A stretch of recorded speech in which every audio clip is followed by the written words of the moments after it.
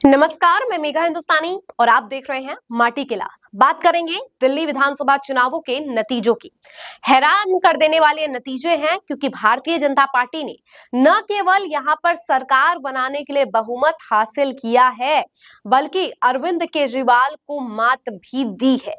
लेकिन इन सब में कैसे कांग्रेस जिम्मेदार है, या यूं कहूं अरविंद केजरीवाल के अहंकार के वजह से और कांग्रेस और अरविंद केजरीवाल का ये जो गठबंधन होते होते नहीं हो पाया या नहीं होते होते रह गया, उस पर चर्चा करेंगे। यानी कि भारतीय जनता पार्टी की अगर जीत हुई है तो ये जीत से बड़ी गठबंधन की हार है। वो गठबंधन जो शायद बन जाता तो स्थिति बेहतर हो सकती थी।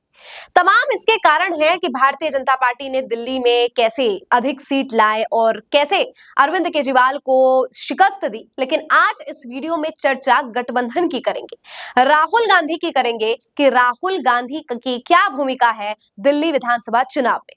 सबसे पहले आपको बता दें कि बहुत से नेता अलग अलग तरीके के बयान दे रहे थे। कुछ नेताओं का कहना था कि दिल्ली विधानसभा चुनाव में शायद अरविंद केजरीवाल को हम सामने रखेंगे, लेकिन जब राष्ट्र की बात आएगी, लोकसभा चुनाव की बात आएगी, तब हम राहुल गांधी को अपने नेता के रूप में मानेंगे। मतलब कुछ नेताओं का तो ये मानना था कि अगर सेंटर में किसी को आगे करना है तो राहुल गांधी को करेंगे, और अगर राज्य में करना है या अलग अलग स्थानीय जगह पे करना है तो उन नेता और उन स्थानीय जगहों के हिसाब से करेंगे। ये अगर फॉर्मूला सचमुच अपना लिया जाता तो स्थिति आज बेहतर होती।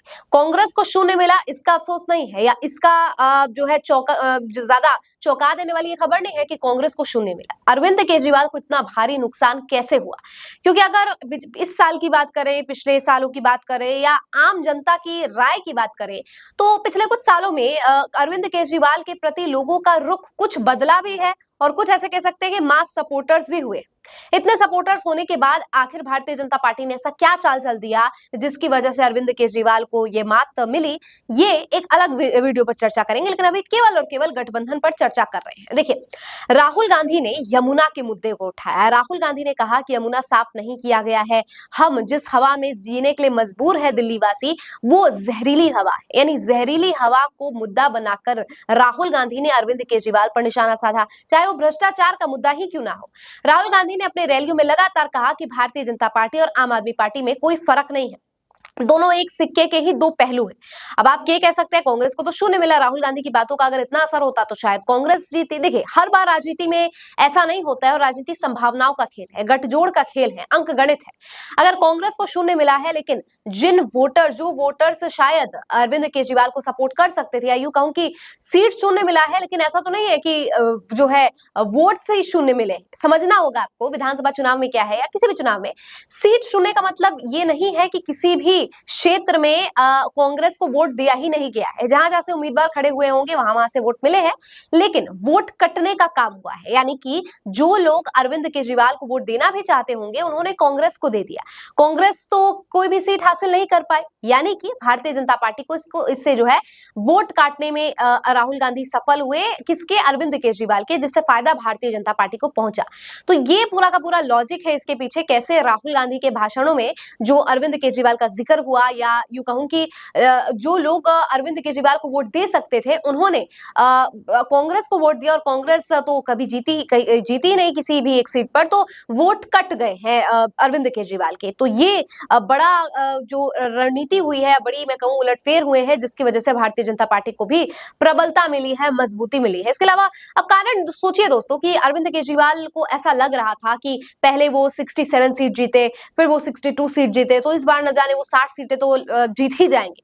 क्योंकि जनता की अदालत कर लेना, अपने आप का इस्तीफा दे देना, आतिशी को मुख्यमंत्री बना लेना, ये बहुत चौंका देने वाली बात है कि बहुत से राउंड्स में अरविंद केजरीवाल को भी पीछे दिखाया गया। बहुत से ऐसे, सौरभ भारद्वाज को देख लीजिए, बहुत से ऐसे जो है नाम है नेता का, आम आदमी पार्टी के जो दिग्गज नेता है, लेकिन वो जो है बुरी तरीके से जो है पीछे रहे, हारे हैं, और स्थिति जो है वो काफी पुअर रही है, पैथेटिक रही है। मैं कह लूं आम आदमी पार्टी के जो है खाते में अंक कम ही नहीं हुए, बल्कि उनके वो नेता जो काफी टॉप नॉच लीडर्स में से माने जाते थे, उनको तक जो है विजेता उन्होंने भी प्राप्त नहीं की है। तो कहां से कौन जीता हारा है वो भी आगे हम बात करेंगे, लेकिन फिलहाल जो है वो संभावित गठबंधन अगर बन जाता तो ये संभावित गठबंधन जो है हरा देता भारतीय जनता पार्टी को। ये मैं इसलिए भी कह रही हूँ क्योंकि बार बार ये बात कही जाती है कि ये लड़ाई जो है एक पार्टी के खिलाफ नहीं है, एक सिस्टम के खिलाफ है, और ये सिस्टम कोई भारतीय सिस्टम नहीं है, ये सिस्टम है लोकतंत्र के लिए जो खतरा सिस्टम है ना, जो हमेशा हम कहते हैं कि 17 फॉर्म क्यों नहीं चुनाव आयोग भरता है, निर्वाचन आयोग क्या करता है जब उनसे सवाल पूछे जाते हैं, कोई सबूत दिखाए जाते हैं। जब राहुल गांधी ने बोला था ना कि 11 सीटें ऐसी है महाराष्ट्र में, मैंने आपको खबर भी बताई थी, जिनमें जो है 39 लाख वोटर्स 5 साल में इजाफा हुआ है, लेकिन 5 महीने के अंदर जो है 5 साल में 32 लाख वोटर्स का इजाफा हुआ है और 5 महीने के अंदर 39 लाख। तो ये अंतर कैसे हो गया? जो 5 सालों में वोटर्स का इजाफा नहीं हुआ उससे ज्यादा तो 5 महीने के अंदर हो गया।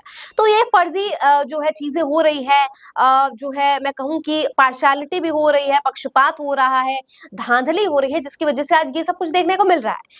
तो कम से कम अभी हम चुनाव आयोग पर ठीकरा ना फोड़ के हम वो बात करें कि अगर ये आप लड़ाई बीजेपी वर्सेस ऑल कर देते तो यहाँ पर फायदा पहुंचता। क्यों? कांग्रेस को जो लोग वोट करते हैं वो एक गठबंधन के अम्ब्रेला में वोट करते, तो यहाँ पे फायदा जो है हो सकता था आम आदमी पार्टी को। और दिल्ली में विधानसभा चुनावों में भारतीय जनता पार्टी को, अगर ठीक है मैं कह सकती हूँ कि अगर नहीं जीत पाती गठबंधन, टक्कर तो दे ही सकती थी ना। इस प्रकार की स्थिति उत्पन्न नहीं होती कि आपको clear signal Bharatiya Janata party को दिख जाता। तो काफी चौंका देने वाले नतीजे हैं, लेकिन उससे भी ज्यादा चौंका देने वाला है कि अब जो मैसेज, अब आपको सीख लेनी पड़ेगी। ये चुनावों के जो नतीजे हैं ये केवल ऐसे नहीं है कि चुनाव हो गए, कोई एक जीत गया कोई हार गया। जब तक आप अपनी हार से सीख नहीं लेंगे, सबक नहीं लेंगे, तब तक आप बेहतर परफॉर्म नहीं कर पाएंगे। और यहाँ सीख अरविंद केजरीवाल को नहीं, राहुल गांधी को लेनी है, ताकि वो आगे जो भी चुनाव है उसमें समझे कि स्थानीय नेता का महत्व क्या होता है और कैसे भाषणों से और कैसे जो बातें बोली जाती है उससे जनता भी प्रभावित होती है। मैं ये नहीं कह रही कि अरविंद केजरीवाल बहुत महान नेता है, राहुल गांधी को उनकी तारीफ करनी चाहिए, नहीं, सबकी अपनी राजनीति होती है, सब अपने तहत